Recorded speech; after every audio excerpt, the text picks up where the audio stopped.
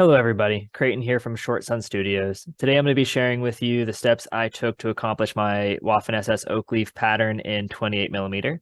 Before I get into individual steps, you can see one of my finished pieces compared to some reference photos I was using.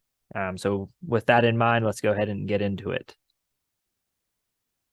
I started by base coating the camouflage clothing, the tunic, with a 1-to-1 mix of German camouflage pale brown and German camouflage black brown.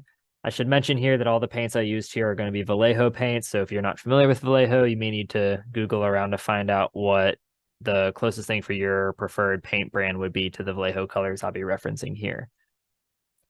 After I base coat the camouflage tunic, I go ahead and highlight with German camouflage pale brown, trying to maintain some of the dark recesses as dark to create that three-dimensional effect that we are always striving for. Next, I applied patches of German camouflage dark green. The blobs are very amoeba shaped, very splattered on, as you can hopefully see with the reference photo on the right. I aim to cover approximately 1/2 to 1/3 of the tunic with green splotches. I do a mix of larger splotches as well as some of the smaller ones that you can hopefully see on the reference photo. And we'll be kind of highlighting some of those with the next step. After we have the dark green splotches, I go through with the German camouflage bright green. I apply that over the larger green splotches that I have so far.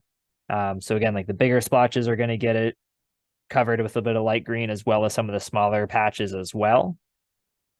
When I'm filling in the dark green, I like to maintain the dark green edge as a border for the little amoeba shapes, and you'll kind of see how that looks as we move forward. Next step is to take that German camouflage dark green and I apply smaller dots of it over the light green patch to help break up that monotonic color, as well as going over stretches of the tunic that are more brown that didn't get any green yet. And I just apply some smaller dark green blotches there to kind of break up that brown as well. And then here you can see my finished piece, once again, from the title slide compared to some of the reference photos. The oak leaf was kind of challenging to Google around because there's such a variety of this pattern, just like all the camouflage patterns of the 1940s, just depending on who's manufacturing it and which theater and what dyes they were using.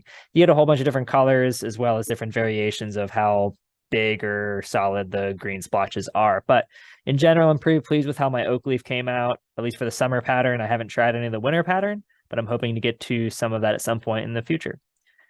I hope that some of you were able to find this tutorial useful and can put it to good use. Happy painting, and that's all I got.